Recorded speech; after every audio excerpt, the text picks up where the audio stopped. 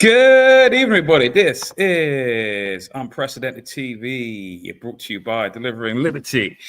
Currently live streaming from Unprecedented TV's YouTube and X, and also my Delivering Liberty YouTube channel. Welcome to the show, everybody.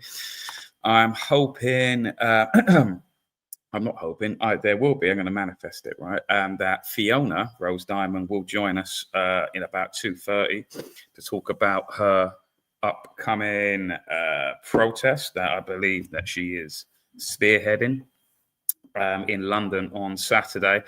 And until then, about 2:30, I will go through some of the news. People who have joined on already, please do feel free to comment, like the videos, and share them to help build up Unprecedented TV. And I'm just going to go through some of, obviously, I haven't been on for a week. I only come on once every Tuesday. And we're going to go through some. I've actually, do you know what? I was actually watching some great comedy earlier. It's a 2-day live comedy that I was generally in hysterics about, but I don't think I'll go into it right now. I think I'm going to go into it later after our guest has left. Because it's just more of a relaxed kind of show. So I'm going to basically just talk about it. Basically, the show was called the Tommy Robinson Trial because all of the pantomime outside that court is just generally hilarious, and I'll go into it later why, especially at the end. To spoil the spoiler alert, basically, the trial has been kicked back until the 4th of November. The wheels of justice is ever swiftly moving. But if you know, I mean, it was genuinely hilarious. I was actually talking on the chat about how this guy, Tommy, is basically just paid up by Israel to basically lie to the British public and not actually give the full story of the kind of Israel infiltration of the West. And it was funny. You had a guy called Jeff Taylor, who's another YouTuber. And he's known, and especially people who watch my personal YouTube channel and UNN, etc., and all of that. We often lightly we love Jeff over there, basically. Yeah, we often call him the boomer in chief. This sort of lack of understanding of the bigger picture that is going on in the Western world, and we often do sort of say. He's like an AI generated boomer. You wouldn't believe the stuff that this guy comes out with, right? And he came out of the court right near the end and he said, "It's good news. Tommy gets to go to Israel." Sort of vindicated everything that I've been saying on the chat over the past hour, saying that this guy's all about Israel. And then he came like, good news. Tommy can go to Israel. Yeah, I'll show you it later after the show because you need to sort of understand the context of it. Anyway, let's go through some stuff. So, hey, Carl Mids, welcome. Paranoid One. Yeah, it was generally quite hilarious. Anyway, breaking news. I don't know if people know. So people might have heard about this ceasefire that. See, the problem is people will say, "Oh, Sean, you're obsessed with Israel. You're always talking about Israel." It's not that I am obsessed. It's that Israel are obsessed with us. Anna Kasparian from the Young Turks. The Young Turks I still don't really like, really. But sometimes the truth can cut through, right? No matter how you might think about these individuals, right? And people are starting to realize that it isn't about left and right anymore, right? It really is about whether you are pro this very small Middle Eastern state that is very influential in basically every aspect of Western society that you can think of, or whether you're against that. See, people think that, oh, look at the Labour Party, look at the Tories, look at the Lib Dems, look at the Greens. Oh, some of them are on the left, some on the right, Reform as well, all of that, right? And you have to look through, yes, some of them are left and right. If you're using that old kind of archaic kind of perception of the world. But really, all that matters is are these parties pro-Israel or are they anti-Israel? Because Israel, again, through bodies like AIPAC, through bodies like Conservative Friends of Israel, Labour Friends of Israel, the Board of Deputies, all of these kind of very powerful, influential bodies, the ADL in America, various other bodies, is that they influence everything we do. Everything we do. You've seen recently, last week, with the Manchester attack on the synagogue, that it was the way that the politicians acted. Compare that to the year before with the Axel Rudikabana situation. It was a completely different reaction, wasn't it, from our politicians? Because ultimately we are essentially how can I say it? We are totally dominated by who is and isn't an anti-Semite. That's basically the worst thing you can be called in society nowadays, more so than even a paedophile.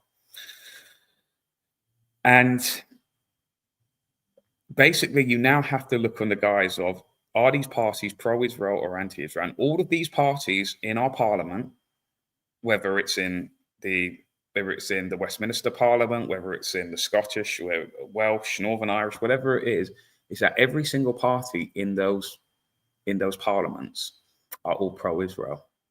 And that is the problem, you see.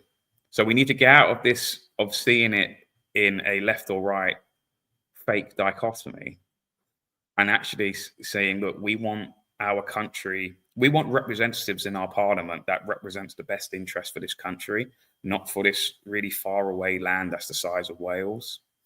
We don't want that. We just care about, we have no hatred towards these people. We have none of that, but we just don't want any of this going on. And unfortunately, like I said with Anna Kasparian, she has been absolutely killing it of late. And obviously it's funny, right? Because obviously someone who's been using this studio here in StreamYards must have been talking about, I assume it was Basil, I'm not 100% though, that someone has actually uploaded the video of her doing this. Let me put this on for. I see Palestinians as human. There are so many videos of powerful people in Israel just openly saying, yeah, those children should starve to death. Yeah. I'm not even kidding. Rabbis, government officials. I mean, it goes on and on. It's just hilarious to me, right? Because they say it out loud. They say it with their whole chest. And then here in the context of the United States, they send their little mouthpiece propagandists like Shabbos Kestenbaum to go on Piers Morgan and just lie straight to our faces about what's happening on the ground in Gaza. So obviously then she famously done an impersonation that she has refused to apologize at this point. Here it is here. It's actually turned into a GIF. It's not either a GIF, some people call it. I've said here, when great deeds are done, statues are made of the people. Most of us will never get a statue. However, in the modern world, a GIF is like a digital statue and the nearest most of us will ever get. Anna Kasparian achieved this by mocking those who boast about their power and surveillance, such as Larry Fink of obviously BlackRock, Larry Ellison of Oracle, which people don't know is basically a CIA. People don't know Larry Ellison was a CIA operative before he was seen as a businessman. He was actually a CIA operative. And what basically the CIA done was to get around the constraints of the Constitution. This is very similar to Alex Karp as well, who I've mentioned as well. Alex Karp of the Lavender program of, oh God, I've got the name of it now, oh God, guys, remind me in the chat, what's it called again? But the Palantir, that to get around the constraints of the US Constitution, because the US Constitution limits government, it doesn't limit private companies. So what the CIA did, or what the US state did, was that it created fake private companies that were just cutouts, essentially, of the CIA, pretending to be private businesses in order to get around the constraints of spying on US citizens, and not just US citizens, but really conducting espionage on the world. We have Palantir, Alex Karp's Palantir, which is also, a creation of Peter Thiel, who again only contracted with the CIA and Mossad, which is the intelligence organization of Israel. If you look into the history of CIA and Mossad, they are essentially the same. They are both created within the same year, created by Jewish individuals, etc. If you look, it really is something that people need to look into. That Alex Karp's Palantir, a lot of people don't know in the UK here. Palantir, this spying software surveillance network, is in charge of maintaining all of our NHS records. So any illness that people have declared or anything like that, these essentially CIA / Mossad / MI6 cutouts have all access to your records. And it really is quite sinister what's going on. And this is why I'm glad UNN have returned.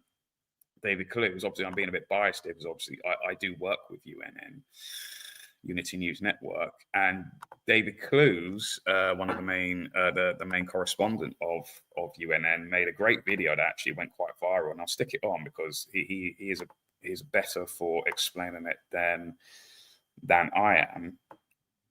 And then I'm going to get into why then the whole peace ceasefire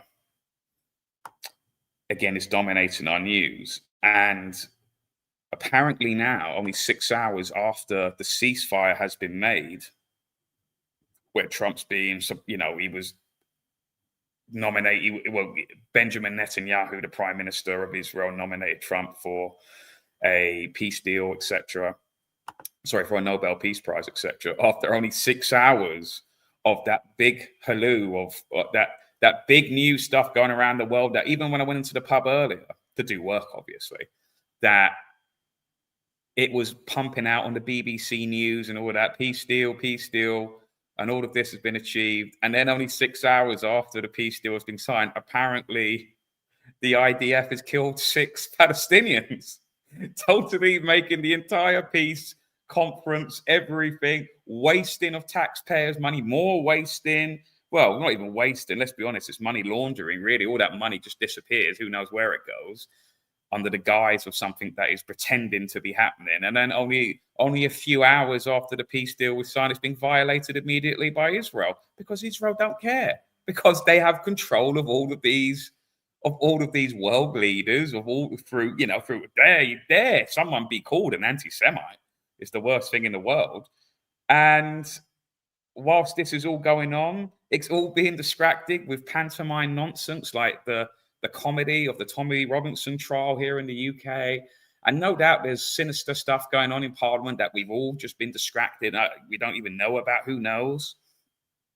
So listen to David. I want to get David on the show at some point when he's back when he's properly back in his routine. I want more of these videos so that you can spread the word and let people see who's really behind the curtain, because everyone does get a bit too caught up in the mainstream narrative. And the big one, of course, at the moment is digital IDs. And of course, I'm clearly against that. But we have to look at the corporations that are involved in that and just the general move towards a surveillance state, data, AI, etc. And at the forefront of that is Palantir. If you haven't... So keep it in mind, obviously, we got this march in London coming on Saturday. This is a good setup for when Fiona comes on eventually, soon. All of this, of what is going on, is tied into the digital ID, right? It's all part of it. The Palantir, everything. It's all connected to that. Some people only see, how can I say? It's like, think of it like an octopus or a spider, that there's many legs to this beast. There might, digital ID. I'm trying to think of other things top of my mind, but I can't think of even stuff like the how can I say it, like the ULEZ payments, all of these other things. I can't think of the top of my mind. I'm sure people will name some in the chat. They're all connected to one beast, essentially. It's not just that they're separate legs of different animals. It's all just one leg. And we have to start seeing the bigger picture of this.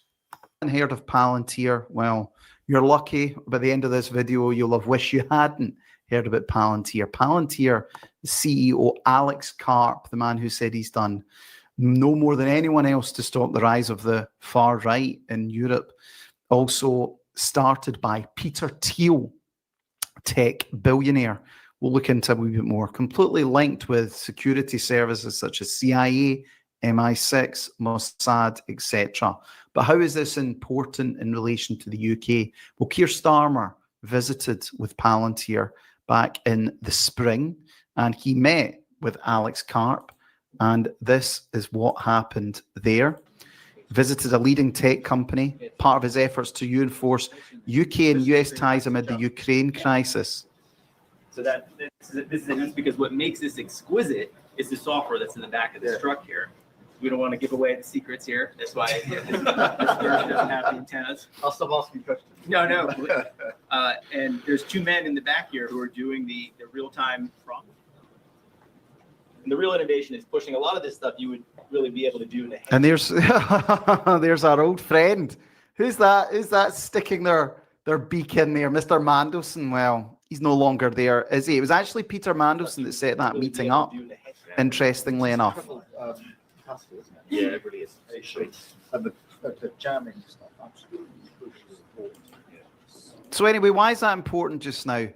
Palantir, this is on gov.uk, new strategic partnership to unlock billions and boost military and AI innovation.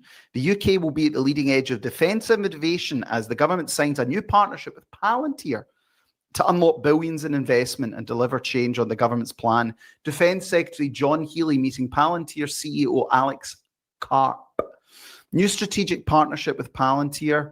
The UK is its European HQ for defence, 350 highly skilled jobs, cementing the UK as a state-of-the-art defence technology hub.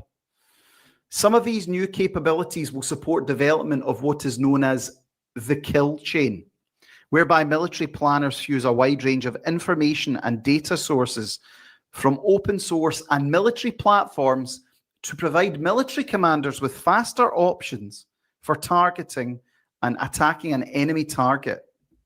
Now, this is where it all gets very, very, very interesting about Palantir, because obviously we're just being told, well, it's the army, well, it's going to be for any foreign conflicts. Mark my words, this will be rolled out against British citizens. Palantir will be involved in the surveillance of Britons. We saw this, look, you look at stuff like the Patriot Act in America after the 9/11 incident, which again, if you properly look into that, there is a very strong motive and strong evidence that Israel were actually behind that. You had a guy on, former MI5 agent on a few weeks ago. He's actually not, he's on fairly regularly now on unprecedented TV on other shows too, called David Shaler, ex-MI5 agent, that says, yeah, without a doubt, people know that Israel were behind it, in MI5 anyway. But it's just something that it's against the narrative and agenda to basically speak of that. 7/7 as well in the UK. There is much belief that Israel were behind that. People remember in 1994, there was a car bomb outside the Israeli embassy. It is believed by MI5 that, again, it was Israel that purposely set off a bomb outside of the Israel embassy because Israel were lobbying for more security of their embassy. And what they did was purposely set off an explosion in a car in order to eventually get that more higher security around the perimeter of the embassy. And it's very much an open secret now that Israel are usually behind a lot of these, not all, but a lot of these attacks. But because of the great influence that they have and the narrative shaping that they have, especially in the control of media and Hollywood and politicians, and various other mega institutions, is that obviously they shape our reality, our perception of reality in a way to those who are not really paying attention, not because they're not intelligent or anything, but because obviously they have jobs that perhaps are quite demanding. They have bills to pay. They have their slop TV shows. They like to go and watch the sports ball. They want a simple life. They don't want to like worry about all of these sinister things that are going on. That's all negative. They want to focus on the good things that make them feel good. Again, that's a very human thing. It's human nature, but they don't quite understand that. How can I say it? It's that they are being manipulated. They are controlled because this certain country, they want good things to happen to them, and they will do anything to keep them in the good relations with America, the UK, to do all their nasty little tasks for them, essentially, in the Middle East, etc. And everyone else, that's what they're doing in America as well. And you might say, well, what's wrong with Palantir? Maybe they're nice people. Well, do you not think it's a bit odd how Peter Thiel has an antichrist fixation, where Peter Thiel says that he's giving a 4-part lecture, Mark of the Beast. Peter Thiel will give lectures on the Antichrist, speculating Greta Thunberg might spearhead the Antichrist prophesied world government. Why would Peter Thiel be talking about the Antichrist? This is from a while back. Peter Thiel wants to inject himself with young people's blood. The Silicon Valley billionaire reportedly sees blood transfusions as the pathway to a radical life extension. So Peter Thiel is already consuming the blood of younger men. I think the word to describe that would perhaps be vampiric. Closer to home, very interesting links. The boss of Palantir in the UK is a Lewis Mosley, the grandson of Oswald Mosley. Keir Starmer gets AI. You could see it in his eyes, said Lewis Mosley. Mr. Mosley was on Newsnight last night, and he said he is proud of the work that they do in Israel.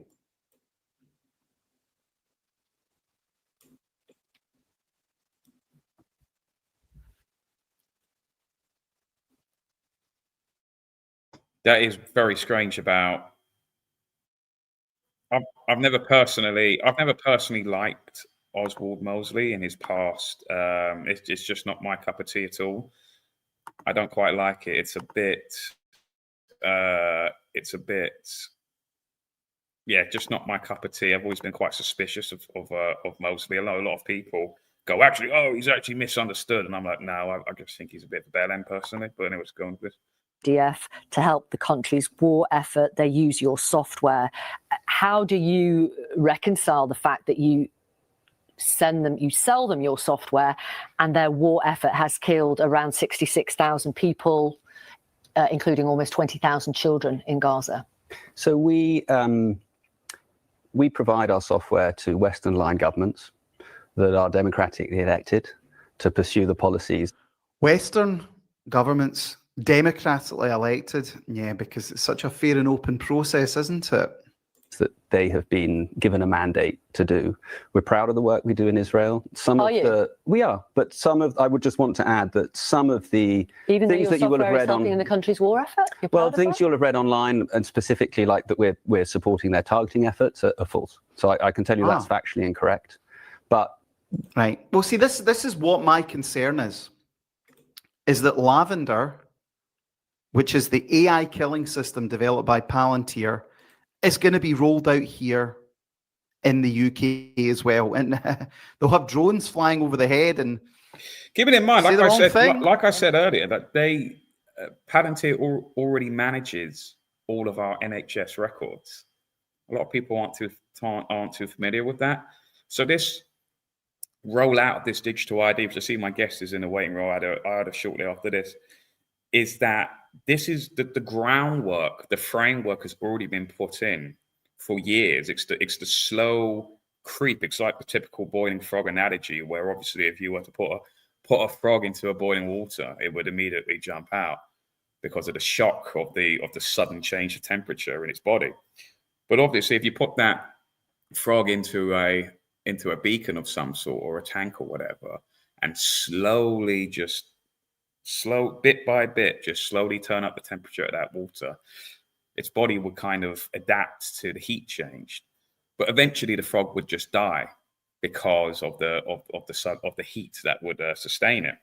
And this is what it feels like of our society, is that all of this has been slowly coming in, and we're distracted with the pantomime of all of the stuff that we're permitted to see, such as all of the slop that is on stuff like GB News and Talk TV and YouTube content creators who are what are essentially algorithmic slaves, because the YouTube algorithm, which is programmed by man, YouTube isn't some sentient being that is just what many people think, oh, it's just working off what people want to see. No, YouTube is programmed to produce an algorithm that basically reward the YouTubers by saying, if you produce content videos about this topic, we, YouTube, will promote your video. And then you will get more clicks, you will get more views, you will get more subscribers. More subscribers potentially means more donations to your channel. So all of these, what I call algorithmic slaves, they will then make videos and essentially be useful idiots to the greater agenda. And they don't understand that they're being played. Some do. Some know the bigger picture, and they don't care. They have little values. They have little morals, and they're just there to make money. They don't care. They know what makes money, and they go, right, the algorithm is telling me that if I make a video about, I don't know, what's some junk that's been going on in the news lately? I don't know, like, I can't even think, like, whatever. I'm sure people will tell me in the comments, some junk that's been going on is that they'll make videos about that, about what someone said recently. Oh, we've got to make some drama around that. And people get distracted. It's like the YouTube videos are essentially the modern day, like, reality TV show. Like I said, before I came on here, I was watching what I believe is the comedy of the comedy theater show of the Tommy Robinson trial. And you had all these people just talking about Tommy constantly and not understanding all of this that's going on. You ask any of these, I was talking to people in the chat there. I was saying to these people, have you ever heard of the Greater Israel Project? And none of them have, because they're listening to slop accounts that don't report. Have you heard of Palantir? Have you heard of any of this stuff that is going on? And they don't know. They generally don't know. And because they don't know, they don't realize that they're being manipulated, that this spell cast upon them that they can't see through. They're hopelessly caught in it. Right, I'm going to have this video on, and I'm going to... Who dies in besieged Gaza is decided by Israel's artificial intelligence system, Lavender. Lavender, Peter Thiel as well. Interesting. Using this system, Israel can cause more than 100 collateral civilian casualties for just one potential target. This AI system has flagged at least 37,000 Palestinians as suspected terrorists through extensive surveillance in Gaza, making them potential targets of Israeli bombing, according to the testimonies of 6 Israeli military officials in an investigative report by Israel's Plus 972 magazine and local call news outlets. With almost no human verification, Lavender ranked every individual in Gaza on a scale of 1 to 100, according to their likelihood of being involved with the military wings of Hamas and the Palestinian Islamic Jihad. Now, again, some people might say, well, what's this got to do with me? This is over in Gaza. This has set a precedent for people in a war zone targeted by AI, and the killing is then done by AI. There is no due process. There is no oversight committee. There is no following of the Geneva Convention or international law.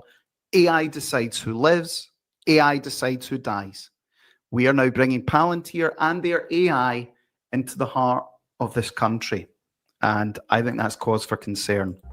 Some of the targets mistakenly flagged by the system were relatives of Hamas operatives, those on social media connected to Hamas members, and even people who happen to have the same names as Hamas operatives.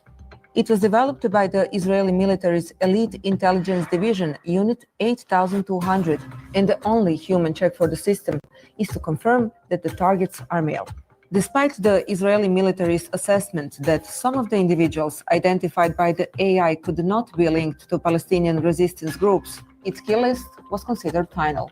The investigative report reveals that during the first weeks of bombing, the Israeli military command allowed the killing up to 20 civilians in the surrounding area whenever the system identified what is classified as a junior Hamas member. In the case of senior Hamas operatives, for taking out one target, over 100 collateral civilian casualties were approved. See, again, and this has always been my issue with a lot of people, especially in the UK, who cheer on the war crimes in Gaza. Be in no doubt, these systems will all be used against you. Palantir enables Israel AI targeting in Gaza, raising concerns over war crimes. And let me just go back to, again, what Alex Karp said about the far right. Alex Karp does not like people who stands up for their own people in their own countries.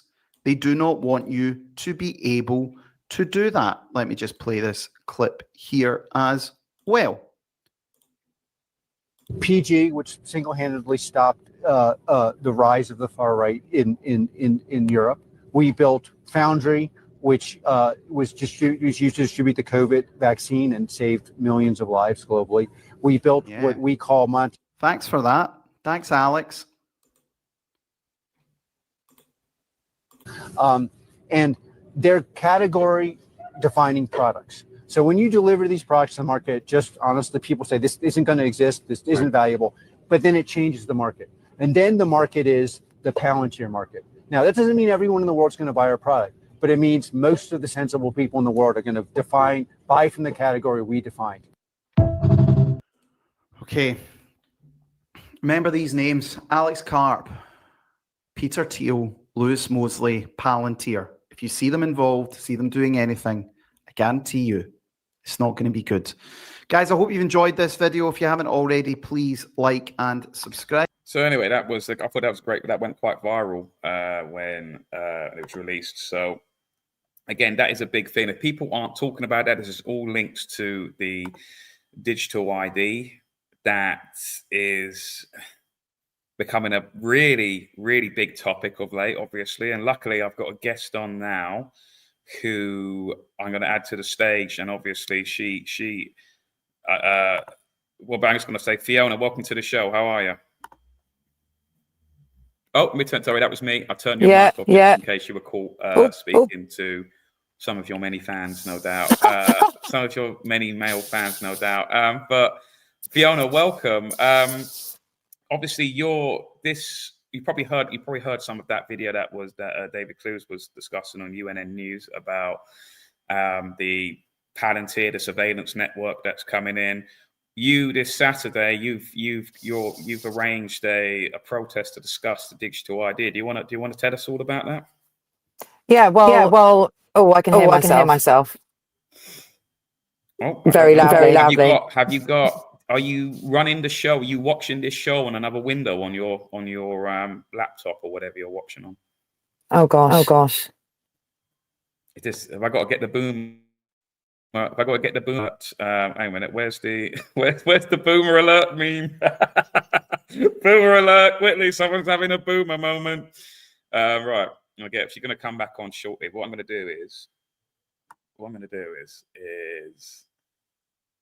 just prepare this is what Fiona had to say. Wait till she gets back on.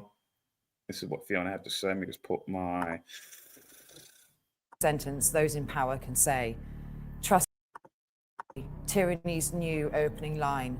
They told mothers thalidomide was safe and a generation was born with missing limbs and shattered lives. They told some postmasters the system was infallible and innocent people were prosecuted, bankrupted, imprisoned and robbed of years of their lives. They told us the lockdowns were necessary and entire businesses, livelihoods and communities were closed, crushed and left to pick up the pieces. The damage was not abstract. It showed up in broken balance sheets and shuttered shops and lost lives. They told us the vaccines were our ticket back to normal. Then behind closed doors, they put aside huge sums to cover the harms they knew were inevitable, while you were assured 100% safety. And now they ask for the thing that defines you, your identity. They dress it as convenience, as security, as a simple solution to a problem they created. Do you seriously imagine? It's true. Right, I'm going to add Fiona's back on. I'm going to add her to the stage. Welcome again, Fiona. How are you? All right? Hi. Let's. Can you hear yourself again? I can still hear myself really loud. What about now? Can you hear yourself now? Let's test it. Can you hear me? I can hear you. Can you hear me? Oh, perfect. No, good. I can't hear myself. Oh, good. Yeah, brilliant. Wait a minute. It was me who was the boomer, not you. Sorry. I'm sorry about dropping out there. I didn't realize that trying to open another whatever. I'm not good with technology, which is why we're here. But yeah, you were going to play that video. Do you want to finish it, or should we just chat? You want me to finish it, or do you want me to chat? I can get AI version of you to do it for you. AI version, of AI Fiona. Do you know, actually, yeah, listen, a few people have said, well, not a few people, there was a couple of comments like, this is an AI video. I'm like, no, I'm just in a studio. And, you know, professionals filmed it. I filmed it at the Iconic Studios. And someone said, oh, you can tell she's had this Botox. I'm like, oh, thank you very much. I turned 40 in July. So compliment if you think I'm AI. This isn't me trying to butt you up or anything, but you look really good. I must say, I've known you for about 5 years. I actually remember the first time we met. Can you remember that? Can you remember the first I was probably drunk. No, I don't remember. Weren't we all, right? But I remember, right? I always remember this. It was after that big, you remember the big, what is it, at Trafalgar Square, you know, and David Icke spoke. You remember that? You remember when the police tried to come in and all of that, and people linked arms and all that? That was great. That was a great day. I remember that. That's when I thought, wow, I think we can really push back on this. And we did really. We did actually eventually get those lockdowns lifted because of people like yourself and many others. And I remember after I went to... There was basically a bar I used to go down long before the lockdowns. You know, down the it was called Players Bar, not because I'm a player. Oh right? Yeah, I remember. Piano player, and then he used to request songs, and then he would do them. You know, you could play anything. This guy, and I was queuing up there, and you were behind me, and then I just started chatting to you, having no idea who you are, and then I just went, "Oh, I've just been to that big thing around at Trafalgar Square there," and you went, "Yeah, I organised it." Do you remember that? That was. I remember now. Now. There's this spiral staircase or whatever, and it was just.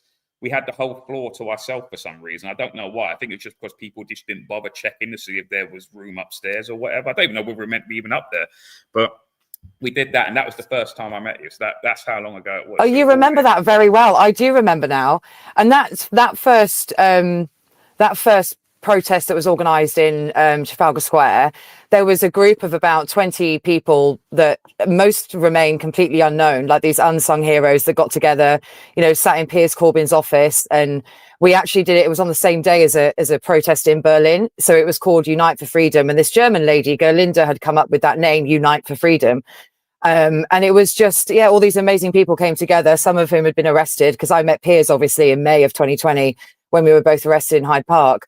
That was an amazing day. I think seeing all those people come together, that was, for a lot of people, that was the realization that you weren't alone, because it was very isolating on social media, wasn't it? I think if anyone in the early days was posting and sharing facts and, you know, calling out the nonsense, and anyone opposing the narrative, you would get slated and hated, and the ostracization started very, very early. So that day when those people, you know, everyone came together, and there was tens of thousands of people in Trafalgar Square, it was absolutely epic. But there was a lot of people involved in that to this day don't get the credit they were due, because this was just, you know, people who'd campaigned from early on and, you know, gone out, got arrested or gathered and, you know, against the law. So those people deserve a bit of a shout out, really, because then obviously it got taken over by Louise Creffield and Save Our Rights.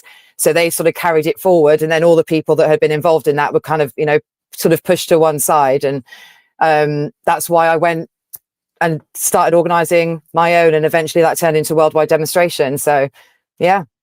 It was great. It was great. Just on the notion, again, this is kind of connected as well to what we're going to talk about digital IDs and your protest coming this Saturday in London. I just on the sort when you said that people thought that you were AI generated. Have you heard that Albania, the government of Albania, have created their first AI minister. So in the cabinet of Albania, they have a made-up AI minister. Do you want to hear a bit of that to see what I did see that, and I heard this. Go on, play her, because she says that what she says is brilliant. I am not here to replace people, but to assist them. Truly, I do not have citizenship, nor do I have any personal ambition or interests. I only have data, a thirst for knowledge, and algorithms dedicated to serving citizens impartially, transparently, and tirelessly. In the avatar of a woman, dressed in traditional Albanian clothing, this virtual minister is made of pixels and code. It is powered by artificial intelligence, and its name is Diela, meaning sunshine in Albanian. The bot will be responsible for all public procurement, meaning it will evaluate tenders and have the right to, apparently, hire talents here from all over the world. This is what the Albanian Prime Minister Edi Rama said while introducing the new member of his cabinet. Of course, the move is more symbolic than official, because only citizens aged at least 18 can be ministers in Albania. Even so, the Prime Minister seems proud of the move. Albania is the only country in the region that is using artificial intelligence with great success. Introducing artificial intelligence in the service of good governance, anti-corruption, and accelerated socio-economic progress will be an unwavering priority of the country. But Albania is not the only one. A fringe political party in Japan, called A Path to Rebirth, wants to install a chatbot penguin as its AI leader. That's good, isn't it? That's what we need in government, a cartoon penguin. Last year, Ukraine presented an AI-generated spokesperson called Victoria, who makes official statements on behalf of its foreign ministry. My name is Victoria Shi. I am a digital person, meaning the text you hear has not been read by a real person. Artificial intelligence did it. It actually does look quite real, to be fair. Last year, a mayoral candidate in the US put his AI chatbot on the ballot. The model ran on ChatGPT, so its owner OpenAI cut his access to the software, while officials issued a reminder that an AI bot is not a qualified elector. But why are people suddenly obsessed with bringing AI into politics? Isn't this precisely the spirit of constitutional democracy, exercising power in the service of everyone, free from bias, discrimination, client bias, nepotism, or corruption? At least, that's what many believe. The advantages are obvious. What do you think of that, Fiona? What's your take on that? Oh, I can hear myself again. Oh, now, go on. What's your take on that?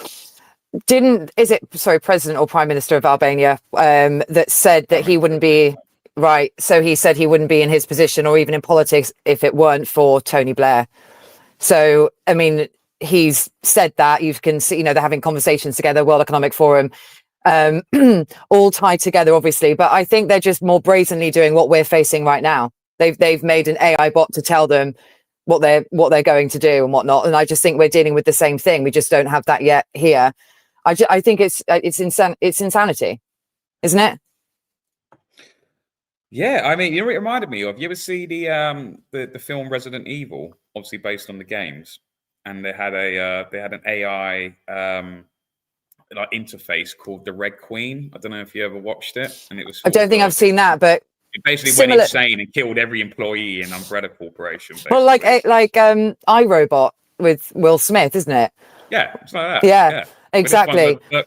It's basically a virtual one, whereas the robot was a physical creation, wasn't it? But that's probably coming as well down the line as well. Weren't they all kicking off though in their version of Parliament? Weren't they? Didn't the ministers all kind of kick off when this was announced? I don't know how long this is going to last. Is it in situ and working yet, or is it something they're presenting? Like it's just insanity, and I think that this is where it's going. It's where it's going for us as well. And yeah, this is why I'm doing what I'm doing. Yeah. So what's going on? Tell us about the whole march, and tell us about what you know, because probably stuff that I don't know, that you're obviously, this is sort of like a specialty for you. Just tell us why you're arranging it, and what the dangers of this digital ID. Because most people, I've spoken to people in the pub, obviously, and some of them, people who are not awake to what's going on or whatever, they go, oh no, it's a good thing. I think digital ID is a good thing. I mean, their argument is that, well, they already know everything about us, so why are we why worry about this? They know everything. They got all of our IDs of all different types, and all they're doing is they're just codifying it into one kind of virtual document. I mean, what do we have to say to those times? Tell us about the dangers of all of this. Well, okay, so back to why I announced this in the first place. The massnoncompliance.com obviously is the website where I've created this kind of informational campaign hub for people to read for themselves, read the receipts, and actually inform themselves. Because I think people are so used to now being sort of spoon-fed information. They want things in sound bites. They want things really quickly. And I would like to encourage people to go back to look, read their documents. I've put translations on there to what they really mean. I've put glossaries on there so people can understand the language. But I announced this at the beginning of August because obviously I think most of us and most of the people that may be watching you and us will know that this was always coming about. This was always going to be something that they wanted, that they were going to roll out. We know what Tony Blair did historically with the Identities Act. I think it was 2006, which failed. We know that he's an agenda contributor to the World Economic Forum, and when you start unwrapping the layers, you know where it's come from. So a national identity for all has been the plan since 2015. It was the first time they wrote it down and quite sort of, open about it. And that was at the United Nations, I think it was the 70th or 75th General Assembly, where they announced the Sustainable Development Goals. And one of those goals is a national identity for all. About how many, 1 point whatever billion people who don't have any identity, obviously making it sound all shiny and brilliant because it talks about access to services and not having another Windrush type scandal specifically in this country. So they wrap it up in this flowery jargon and make it sound like it's a wonderful thing. And with digital ID, that's the only way that they'll be able to achieve the rest of their sustainable development goals, because they're all really about complete control. So with the campaign itself, it was after I'd heard about this brick card proposal, which was a Labour Together proposal to address mass illegal migration. And obviously the solution was digital ID, right to work and right to rent, which they're claiming will stop illegal employers and illegal working, illegal renting, rogue landlords, that kind of stuff. So they wrap it up like that. Do you want to hear what Tony Blair has to say? His pros for why so people just give people a bit of context. Do you want to hear that? In a second. Go on. No, go for it. Go on. So I want to link some to what you said. Go on. No, do in it. Yeah, because we'll go into more of Tony Blair in a second. So the Labour Together proposal, obviously, it's this think tank. They kind of sort of permeate like other things do, and I think when I'd heard of that and read that, I was looking at Big Brother Watch. I thought, well, this is the time. It's coming now. And this is the last Trojan horse, in my opinion, because they won't need any other Trojan horses after rolling out digital ID, because nothing will need to be a secret, because they'll be in control of everything, all of your data, and they'll be able to control you via, an app on your phone.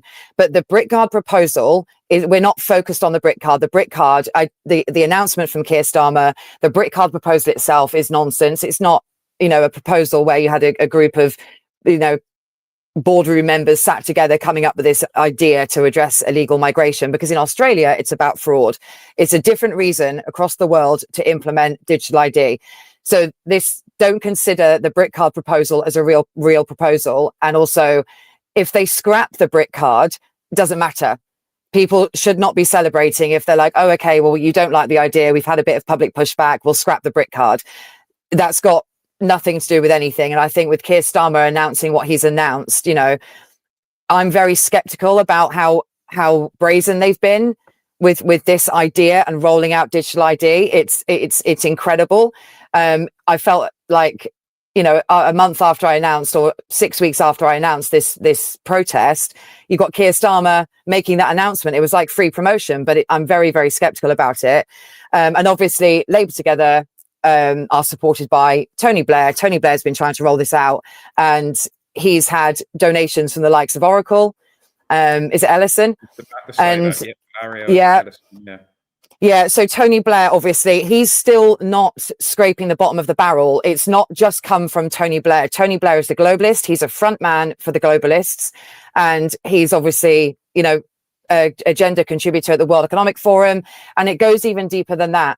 And one of the reasons I started this, you know, the website the way I have done is so we can unwrap those layers and people can inform themselves, because this isn't about Labour Together, Keir Starmer, or even Tony Blair. Of course, that's all relevant, but this is a globalist plan laid out for total control. And I think people need to know sort of where it's come from. And it gets darker and deeper and more shadowy. But for now, I've just gone into, you know, analysing Labour Together, Tony Blair Institute, the United Nations and the World Economic Forum, so people can learn for themselves. But yeah, Tony Blair obviously has tried to roll this out a couple of times, National Identities Act, I think it was. And historically, we've always pushed back on this kind of stuff. Back, you know, after World War II, where they had cards for conscription and rationing, and they kept them. They kept them after, you know, the war was over, the emergency state. And it was Harry Wilcock, I think, that was stopped by police, asked for his national identity card, and he said, "No, I'm a liberal. I don't do that sort of thing." And it was his case in court that then overturned it, made, you know, Winston Churchill overturn it at the time, and we've just pushed back. But people need to know what it is, what it means, what life will be like if they accept it. But yeah, do you want to play the Tony Blair stuff? Because I'll just keep rambling. Yeah, like you say, though, there is a big kind of sinister, there's a couple of things there you mentioned, especially with Labour Together. There's actually been a recent scandal, I think you might have heard about this, Fiona, and others watching, is that a couple of weeks ago, or 3 weeks ago now, I believe, when Keir Starmer announced this digital ID, kind of almost out of nowhere, it felt like, especially, you know, in terms of if you're just an average person, it sort of came out of nowhere. And that was on the back of, there was basically a scandal reveal, which really should have been the resignation of Keir Starmer, because it was basically about big donations from an individual. Now I can't remember his name, an Irish name he has. He's an Irish Republican citizen. I can't remember his name now. People might tell me in the chat. Is that there was a undisclosed donation given to Keir Starmer's election campaign, which was near £1 million. It's obviously a very substantial. I think it was £750,000, which is a big donation and needs to be declared in the Electoral Commission. Whilst the terms of donation, it was never disclosed, which again is a very, very big scandal. That doesn't mean that the election has to be redone again, or anything like that, not at all. But it would be something that was very scandalous. But soon after that scandal was revealed, pretty much the day itself and the day after, then Starmer announced this digital ID to almost take away the spotlight of that scandal, and then just focus on this to just simply change the conversation. Yeah. So that's the first thing, Labour Together. The second thing is, like with Tony Blair, because obviously Tony Blair is has very close ties to the Labour Party, obviously, having been a former Prime Minister. And I was speaking of this earlier with Larry Ellison. So Larry Ellison I was speaking to him at the start of this show, is literally a former CIA operative. That's a fact. You can just look into his Wikipedia, his early life, whatever. It's a very known thing that he was a CIA operative. And what Larry Ellison did was that he created a private company, and I'm using the air quotes, is because really the Oracle is a CIA cutout that the CIA has created in order to get around the constraints of the US Constitution, because the US Constitution obviously only constrains government, not private businesses. So that's the loophole of how they get around. And then obviously they only contract with the CIA, i.e. a state, an arm of the state. So Oracle and Larry Ellison, so Oracle and the Tony Blair Institute for Change, work very, very close together. Right. So after leaving office, Tony Blair founded a flurry of initiatives, from charitable foundations, blah, blah, blah, which is just money laundering stuff. The Tony Blair Institute of Global Change, the other work, UK-based think tanks, but it works with Larry Ellison, which is obviously this Oracle is basically a technology surveillance firm similar to Palantir.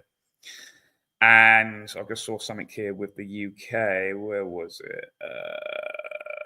There is a reason why men whose fortunes are built on AI investments would target the UK, and that is the National Health Service and its unique population-level health data. Tech experts talk about Britain's health records in almost hushed tones, whilst Europe and the US have some comparable health data sets, such as US veterans' medical records. None have the depth and breadth of the NHS records dating back to 1948.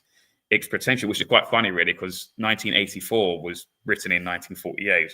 George Orwell just simply flipped, the numbers, right? The last two digits. Its potential commercial value from drugs to, genome sequencing has been estimated up to £10 billion per year.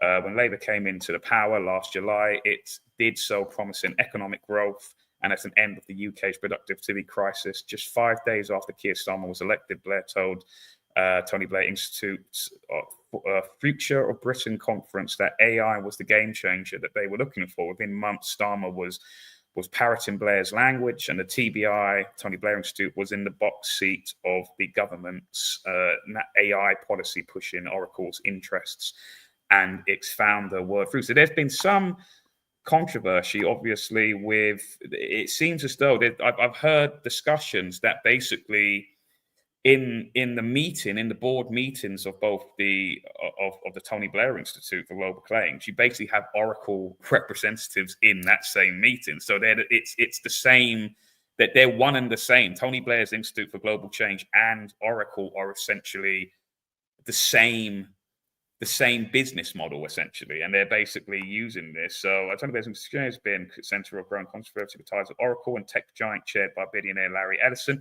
People don't know as well, Larry Ellison's son has just basically secured buying all of the major mainstream media in America, and Larry Ellison has also purchased US TikTok. So because TikTok has become very influential on nudging people into changes, whether that's a China thing, that's what they say, or whether it's just getting the truth across to a lot of young-minded Generation Alpha people, Generation Z people at the moment. Tech giant billionaire who has donated a pledge of £257 million to the Institute of Tony Blair's Institute. The connection has intensified scrutiny, particularly as the UK government under Keir Starmer advances plans for national digital ID card system, with Oracle considered as forerunner to provide the technology. Investigations revealed that Blair personally lobbied Business Secretary Peter Kyle to consult with Edison Institute of Technology, a research body funded by Edison, and the TBI and Oracle have held joint retreats, shared staff, and coordinated high-level government access, raising concerns about cronyism and the influence of US tech billionaire on UK policy. So yeah, should we play that video, see what Blair has to say? Yep. It's only for a minute. Let's just see what he has to say. And change is inevitable. This is where technology, like digital ID, becomes critical. My institute's own analysis shows that introducing this in the UK would save at least $2 billion a year, and likely more, by reducing losses to fraud, improving tax collection, and better targeting of state support. So yeah, what do you think of all that? I just think again, he's a front man for the globalists. I think the contracts that you were talking about Palantir before in the NHS, and obviously Oracle, and then being the lead or the front runner to actually sort of bring this about.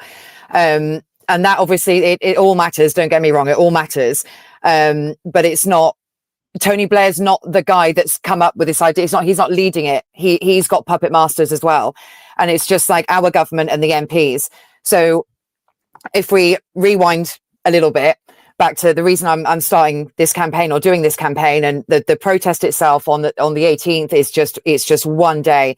This is going to be constant action and sustained resistance to this, whilst trying to educate and empower people to read and research and have the knowledge themselves, rather than relying on other people to provide it to them. Because again, yes, Tony Blair matters because he's a front man and for the globalists. I mean, you can get into talking about being a warmonger and all that. And obviously, Peter Thiel, Palantir, and Ellison from Oracle, and all the people that are involved as, lobbying to be vendors, to be paid an awful lot of money to run the contracts for us.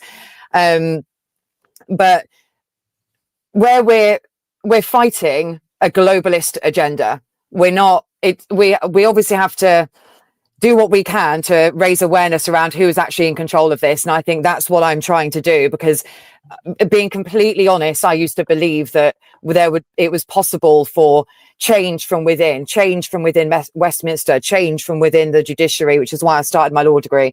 I believed that was possible. Now, I don't, to be honest with you. I think the system was never built for the people.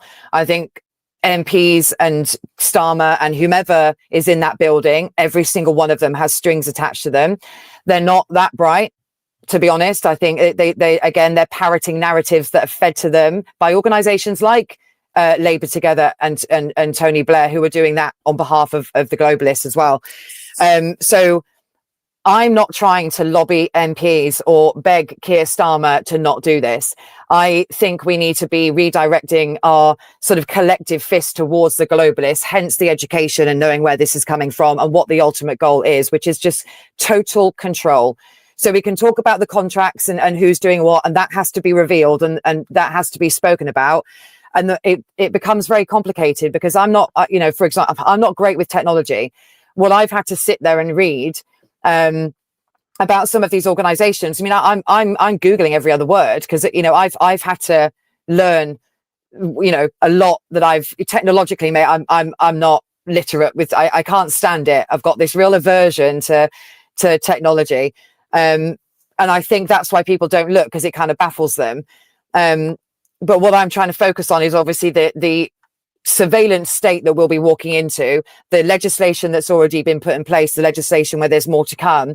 But again, our parliament, our government, Westminster, are not really in control. They are puppets for the globalists. And I think we need to rip off the mask and see who's behind it and who's pulling the strings and what their ultimate goal is. And you only have to read and translate the Sustainable Development Goals to know exactly what it is that they want.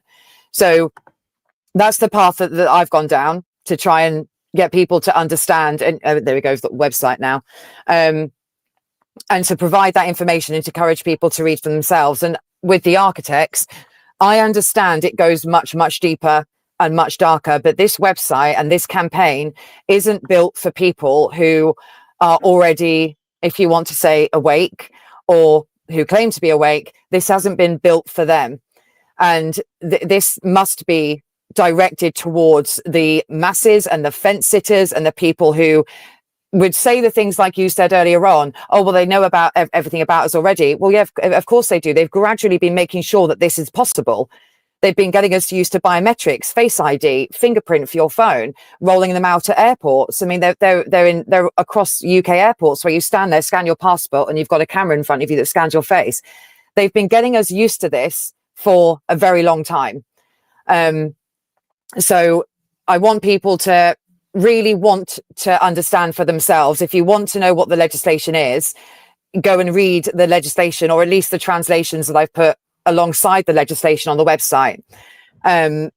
People really need to start owning themselves, their knowledge. They really do, because even those who, again, awake and aware, want things handed to them on a platter so they can just say, this is what it is. Give me a nutshell, give me a paragraph, give me a word, give me a phrase or a buzzword or whatever. You need to understand it. And that's why this website exists. And I really, throughout, will encourage people to go to this website, where more and more and more information will be added, specifically under the fact vault and the architects page, because it does go very, very deep. And with regards to digital ID in general, we already have it. It's already there. So this is where the brick card proposal, and having the brick card, even if they scrap that, let's not celebrate, because that is just one tiny token that would have appeared on your app on your phone. So one login has existed from 2021. Yeah. So they've gradually been getting people to prove their identity with their one login account, whether it be for taxes or DBS checks or benefits, or passport applications when it's lost or stolen, or driving license. So anyone that's sort of applied for these things online has either inadvertently or intentionally created this one login account. The one login is the kind of base infrastructure that's needed in order to roll out the Gov UK wallet, which is what's already there, downloadable. It exists already. So the Gov UK wallet is an app on your phone that would have hosted the Brit card, the identity card specifically. But they've already rolled it out and they're trialing it with the veterans card. And then later this year, there will be a digital driver's license on the UK Gov wallet. And to have a UK Gov wallet, you have to have one login. And the data that people have already probably inadvertently shared on one login will already be there. So they'll know if you're on benefits, they'll know what your situation is, they'll know, you know, your passport number, your driving license number. So the infrastructure is already there. Digital ID is effectively already there, with 11 million people having used the one login system. And the next layer to that would have been the Gov UK wallet, which is already there. It's rolled out. It's being trialed now with the veterans card and soon the digital driver's license.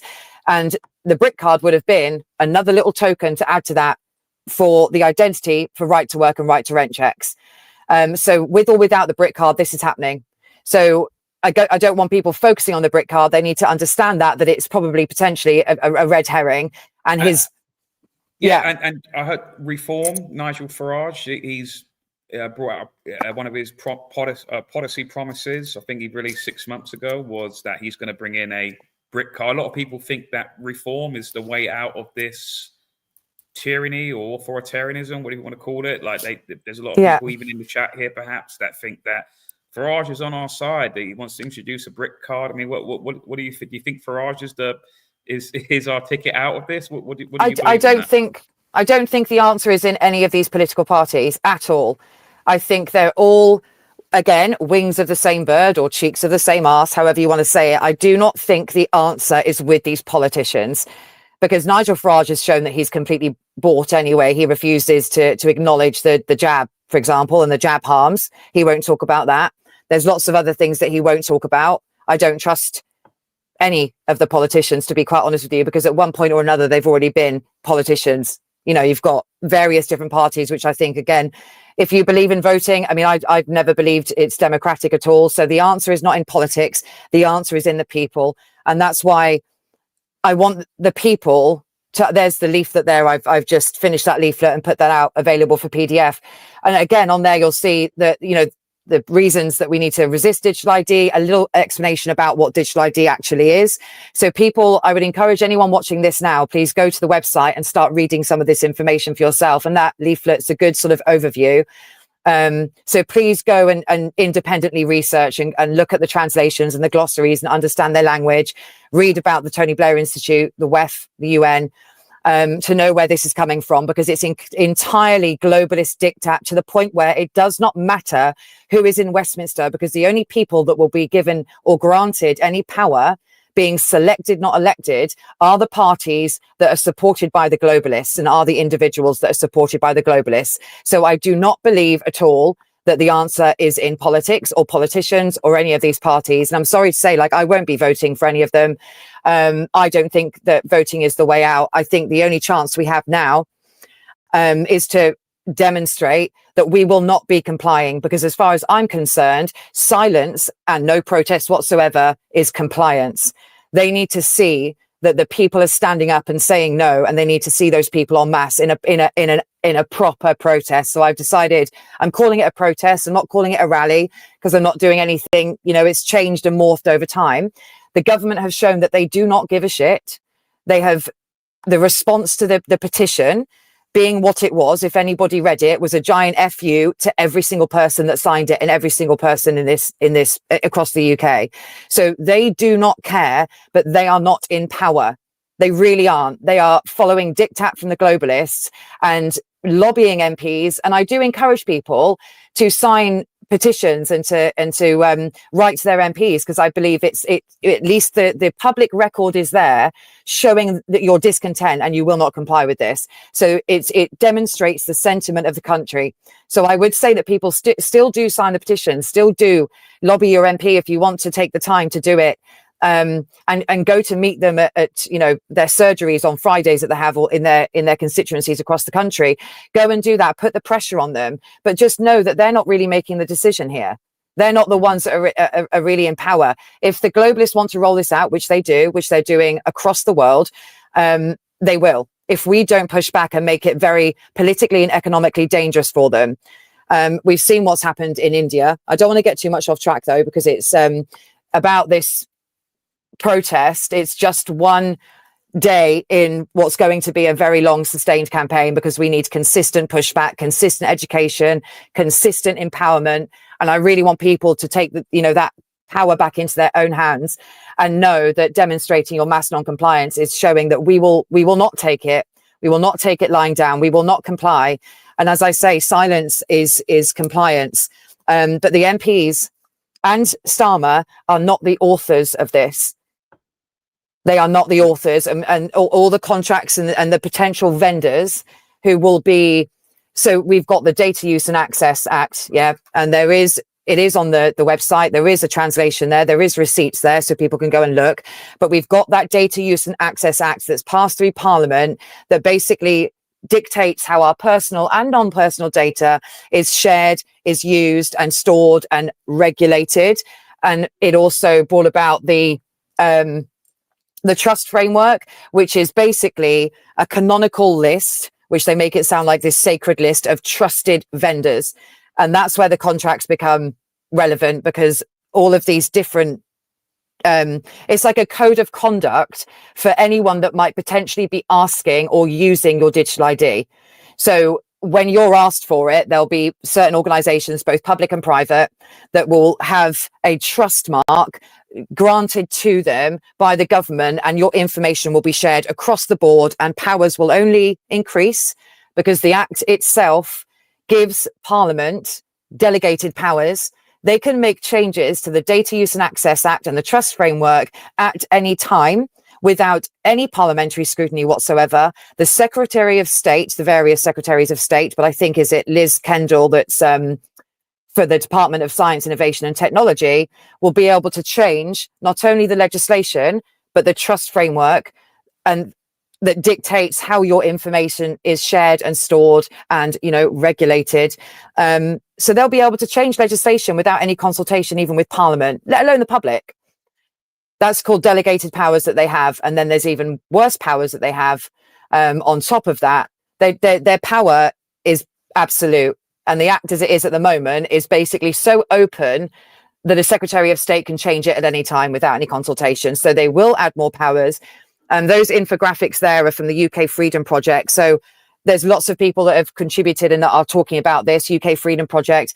Claire Wills Harrison is someone else I'd suggest that people go and listen to, because from a legal perspective, she's obviously a lawyer. It's really worthwhile listening to Claire, because she does simplify things. So like I say, you don't need to have a law degree to understand, but having a basic understanding of how they're bringing this about is necessary in order to be able to fight it, and to know the architects and know thine enemy. The globalist organizations and the NGOs, we also need to have at least a base knowledge of who they are, and look over the Tony Blair Institute, because he's just a globalist front man. Yes, they have money, they have power, they have control, but we have more power. And protest, in my opinion, demonstrates the power of the people. And what's her name? Shabana Mahmood, the home, yeah. Right? Her recent announcement about more powers being granted to the police to stifle protest, control protest, say that protest cannot happen.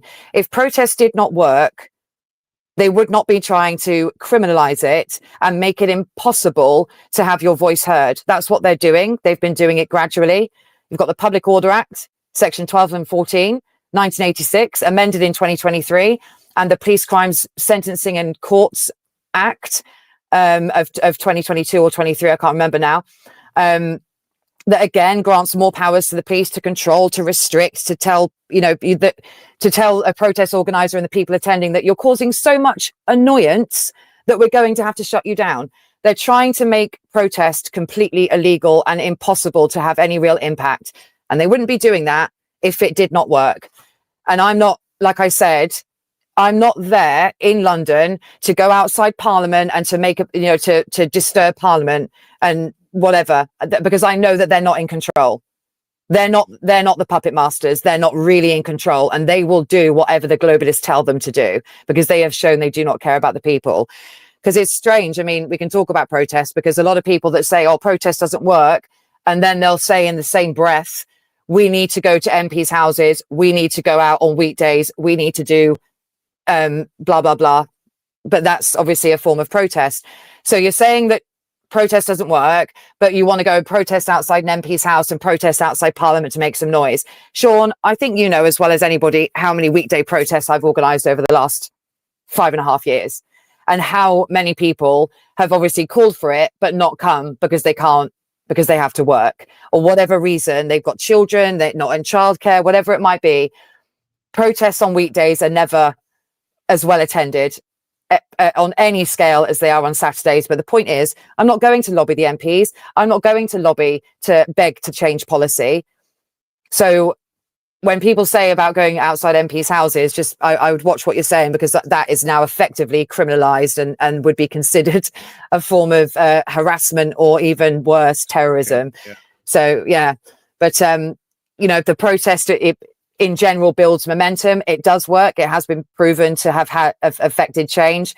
So yeah, as you're going through this, I'm kind of looking at what you're doing. So I've these overviews. It's very good to have this all in one kind of website. It's basically one place. Yeah. Before you came on the show here, I was mentioning some of these corporations and NGOs, etc., and how they're basically, a lot of people don't know about it, even things like BlackRock. If you go back to the architects, if you go back to the architects page, because BlackRock, you'll see I've got the general, like what they say they are. So at the top there, if you click on World Economic Forum. So if you scroll down, I've gone deeper with that one. So what I've done is obviously given an overview of what they say they are, who they really are, and then I've uploaded various documents, offered translations about what those documents mean. And obviously this particular one, I think that's 2023. I can't quite see it on the screen. Reimagining Digital ID.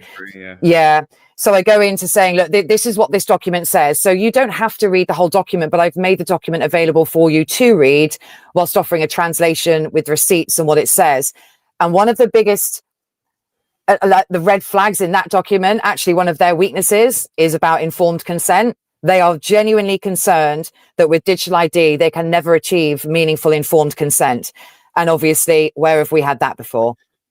Yeah, so, I know. Yeah, exactly. So but even this, I notice a lot of all of this this creeping tyranny that is brought in. It's all done on the back of convenience. Everything is done. They sell it to you on the back of convenience, because the reality is, we, as in most of the human race, we are kind of a bit, lazy in that way. We do like convenience. We do like, you go into supermarkets, for example, people will use the self-checkout because it's just simply more convenient for them. Do you know what I mean? They sell it. Yeah, but I feel like Uber Eats, for example.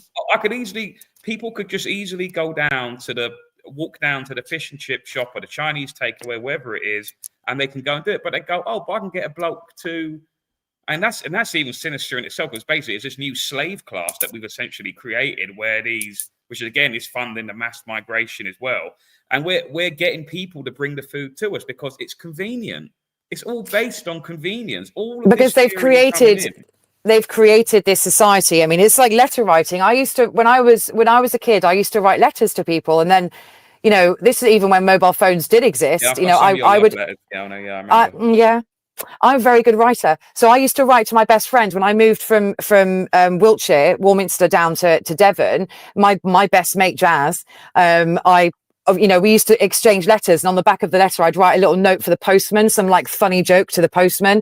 And sometimes the postman would write back to me, but anyway, they've created this life in which people are, all they want is convenience. All they want is something instantly and quickly. And they just want to do this and do that, like just instantly, like why people don't want to even go shopping anymore, but they've created this to bring this about. This society now as it is has been entirely engineered and created to make people beg for even more convenience. And I think what Keir Starmer has actually done he initially made this about mass illegal migration. Okay, his announcement said it's going to tackle mass illegal migration, blah blah blah blah blah. So really, he made it about safety. But once again, where have we seen that before? Safety and convenience was one of the, is what they used to roll out the COVID jabs. But most people took it, and I know this because I walked up and down thousands and thousands of people for a year at these mass vaccination centers, right? I walked up and down the queue, and the most frequently given excuse was to fly or to go to a festival or for access and convenience. So people let themselves be injected with poison, mostly about convenience. So you are right, but equally, convenience, the safety side of things obviously is they sell you the safety because they've already ramped up the fear, and that's what they've done with the mass illegal migration. They this issue, which I'm not going to deny it absolutely exists, but it's a 1.4% issue. They want to surveil 100% of the United Kingdom for a 1.4% issue. Do you think the 1.8 million undocumented people living and working here who are employed by illegal employers and living in, what's it called? Sorry, I didn't mean to swear there. I'm so tired, Sean. I really am so tired. But landlords that are like rogue landlords that are renting properties to people who can't prove that they actually have a right to live and work in the UK. So what was 1.8 million or up to 1.8 million of those people? And they want to surveil. It's a drop in the ocean compared to legal migration. Really, when people are concerned about the illegal migration, it's only a drop in the ocean compared to the legal migration that of all the people coming in. Well, not that I'm against, not like I'm some kind of xenophobe or anything like that. No, but it's just it's the infrastructure of the UK society that can't handle this amount of people coming in, and it's also creating this fake housing crisis. Like there is a housing crisis indeed, but it's been artificially it's created. all engineered, and this is where with the mass illegal migration. I'm sorry. Yeah, I'm sorry, guys. This isn't where people are fleeing genuinely unsafe and dangerous countries. I'm sure there is a percentage that absolutely are, and I do. I have opinions about the fact that the West, and specifically America and the UK, is responsible for a huge amount of the pain, unrest, and war in the Middle East, from where some of these people are fleeing from. So I'm not against having a responsibility with refugees. However, this is a plan. This isn't these genuine refugees that are coming from war-torn or unsafe countries. In 2010 or 15, can't remember the year now off the top, George Soros had stated that we European countries, including the UK, needed to accept at least 1 million refugees every single year. Well, how do you know 1 million refugees are going to be created every single year, George Soros? But then when you read that alongside the United Nations and World Economic Forum documents, I could give a theory to that on my own perspective. I mean, it's to destabilize. It's an intentional destabilization of the West. Like if they know it works, because sorry guys, respectfully, we went and did it in the Middle East. They know how to destabilize an economy, crash the economy. In India, for example, they banned cash. 8 p.m. was it? They announced that you can't use cash now, and then from midnight it was effectively illegal. And then 70% of the economy had crashed. They don't care about the economy. They don't care about you, because most of them are all right. I mean, most of the MPs, right? They're all puppets. That's why they take these dodgy deals. I think they absolutely know what's going on, but they do not care about you, and they do not care if the economy crashes. They do not care if someone gets stabbed or raped. They do not care at all about any of us. But these illegal migrants that are entering the country, because they are, when you enter a country without authority, that's by definition illegal. They're puppets too. They're being used too.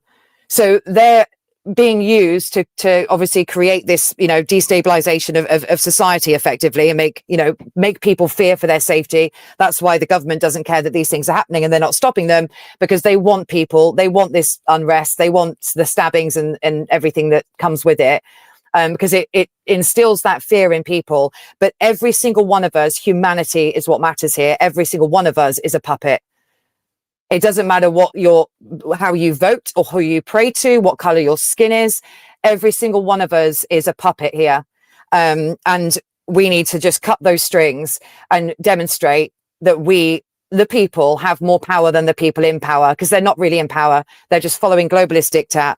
But they've announced this at this time because division within not just this country, but across the UK, division in the West actually is so ramped up, both politically and otherwise. But the left and the right being, what we're seeing at the moment between the left and the right, and obviously the likes of Tommy Robinson going out and kind of inflaming that divide and conquer.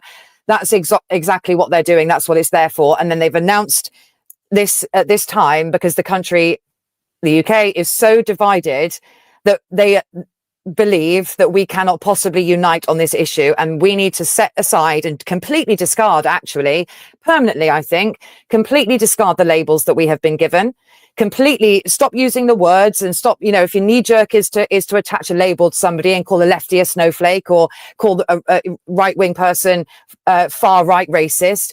Drop all these slurs, drop all this language, discard those labels and stand together, even just to fight this issue, please, because it does not care. Digital ID does not care how you vote or who you pray to. It's really, really important that people just, for now, let's put differences aside and protest, because like I say, silence is consent, and protest itself is refusal. And it builds up that momentum. And it's not just one day. This campaign, I can see, is going to be like my Truth Be Told campaign, which actually went on for 2.5 years, was meant to be a 1-month-long campaign to give a voice to the COVID jab injured and bereaved. And giving them a voice was my main, goal. And we did that, and we made them feel heard. And we did impact how people were speaking about. We pushed it out there to the people, and it was being spoken about a lot more. Because of the campaign that we did. We started seeing headlines immediately after calling them COVID vaccine victims, just like I did in the collateral that, I handed out. So we can affect change. But my ultimate goal isn't to change the policy, isn't to amend the Data Use and Access Act 2025, or beg MPs and Keir Starmer, because they're just globalist puppets. And that's why I want people to know who the really real enemy is, so we know exactly who we're fighting. And we absolutely still have the power against the globalists. And mass non-compliance in general, like not downloading the app, not complying, is what's going to win this. That we cannot let them barcode us, QR code us, and manage us, because every single thing about you will be on this system, and eventually, within a couple of years, all of the information that they have will be used to either stop you, restrict you, or give you permission to do something because you're a good citizen. And unfortunately, I don't know if you're like me, but I won't be one of those citizens, because I have, a criminal record. So I'll probably have restrictions that other people won't. I'll probably not be allowed to go to protest, and I'll get an alert on my phone that says you've walked into an area that you're not allowed to be in. And that's how they'll enforce the geofencing and the restrictions.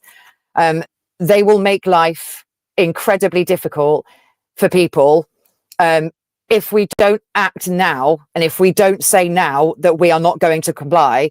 They will, if too many people accept it, they will make it very difficult for the people that won't accept it. You will be ostracized and excluded from society. We need to avoid that from happening. We really, really do. And they're starting. Fiona, they started years ago. I've been quite surprised by a lot of people that I know, and you might know them too, that have said to me that I'm not against people on UBI or anything like that, right? If anything, I'd say get some of your money back that the money is stolen, that the government has stolen off throughout the years via taxation. But there's a lot of people I know now that have become quite reliant upon the UBI, and they have told me that I might have to sign up for the digital ID, because if I don't, I'll lose my my welfare, or so other people have said, or I might lose my job. And there's nothing. What do you got First to say of all, to there's that? no law there. There's no law yet that says that. There's no law yet that says you must have digital ID to claim universal credit. And I think it's really important that, yes, one login exists and 11 million people have used it, employed and unemployed, to verify their identity for whatever means. There's no law yet that says you will not have your benefits unless you do this. There's nothing that can force it upon you yet, but we know the legislation is there. We know they have the power with the current legislation to bring about secondary legislation, which could put it there. But technically, it should be primary legislation that says digital ID is law for this, this, this, this, and this. They don't currently have it. So anyone panicking right now, I was having a chat with Claire Wills Harrison. And we're talking about various things that need to be added to the website, like a mythbuster about what a claim is and what's actually the truth of it. But I think what's really important is it's not there yet, guys. Don't start panicking now. Don't start signing up for something now and signing up for one login because you think in the future it's going to be forced upon you. Resist it, avoid it as much as you can. It's the same with Companies House. It will be new directors from November. New directors that create companies, limited companies, will be asked to verify their ID digitally. For the current company directors, it will be slowly rolled out, and it will usually, from at this point, will be when you file your confirmation statement, they will request then, either shortly before it's due or when you file your confirmation statement, that you have to digitally verify yourself. So it's not hitting everybody in November. It's not hitting everybody on the 18th, I think it is, next month. New company directors, yes, I think people have to make decisions about what their line is. I've got 2 companies registered, which I'm going to let go. 2 limited companies, let them go. Don't need them. I try to legitimize, and regain some semblance of normalcy by trying to start my events company again and trying to do something to earn some money. But now let it go. I won't be digitally verifying anything, and people have to know what their line is. And lots of people are saying, you can be a sole trader. So things to address would be the Companies House is covered on the website. There's a template letter there from Mr. and Mrs. Wilson, who is a template letter for you to send to Companies House, and it asks them, how are you going to use my data? What safeguards are in place? So we just have to push back. And I think on this website, Fiona, is that? Yeah, if you go on to FactVault. FactVault, oh yeah. Yeah. And then, scroll down. So this is where you'll find sort of not opinion pieces, but this is what it's all really about. So you've got the digital ID journey there. If you scroll down a little bit, I think I start talking about one login, because obviously one login is the system that will be used by Companies House to verify your ID. Informed consent, like I said to you before, is really important. Claire Wills Harrison has drafted that. And why informed consent is so important. Here we go. One login, one wallet, one key, connecting the dots. So Companies House will be using one login. So one login, they'll get another 5-6 million people onto one login, and gradually roll it out. So then when the Gov wallet's fully blown, in full force or whatever, then everyone will have to have a one login account to get the one wallet, and it will be about exclusion. So there's a template letter slightly further down. I don't know if I've added it as a file or where is it? Claire Willis Harris. Yeah, so that's a Substack, but if you keep scrolling down, there you go. So, and you can, so it's an explanation of what the letter actually is. So you guys can, start doing this now and send it to, it's a Word document, so you can add your personal details. It's not a PDF, it's the only Word document on there. I'd ask that people don't change the content, because then it doesn't make any sense. Just, send as is and change your personal details, read about it first and do some research if you want. But this, again, depends on one login. And this is why one login is so important. One login is the de facto digital ID that's already in place. And it's the infrastructure that's already there. It's just layers and layers and layers they're adding. So BritCard, if they scrap it and chat about it, don't let's not celebrate, because they will bring about full-blown digital ID for every aspect of your life. It's not just digital ID, obviously. This app on your phone that you get given tokens. They call them tokens. So your identification will be a token, right? So just saying who you are and verifying your name and age will be a token. Your employment status, another token. So they call them tokens. But yeah, so I would just recommend that people start pushing back now. Don't be scared. Don't think that right now you have to start signing up for stuff. I mean, Stripe just sent me a digital verification thing. Well, I'm not doing it. I started panicking because it's attached to Buy Me a Coffee. But Buy Me a Coffee uses Stripe Express and it's not asking for digital ID right now, but it will do. It will do. So I just really want to press the importance of people educating themselves and informing themselves, because then you can empower yourself. And we cannot rely on people being, or we can't spoon feed people, because I'm not where I was 5.5 years ago, Sean. I was so prepared to go out there for hours and hours on end to mass vaccination centres, handing out leaflets and being very soft with people and empathetic and saying it would be safer to wait. Yeah. So I'm not there now. We don't have time.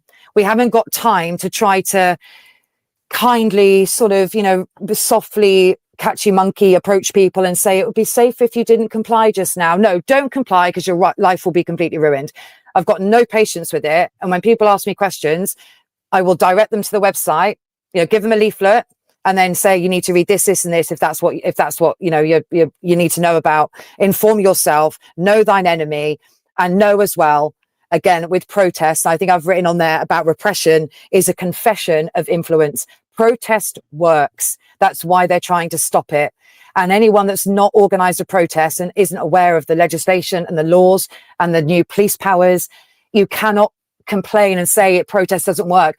If you knew how hard they were trying to stop it and make it impossible for us to actually go out and have a voice, you would know that it works. We scare them. They fear our feet on the ground. 100% they do.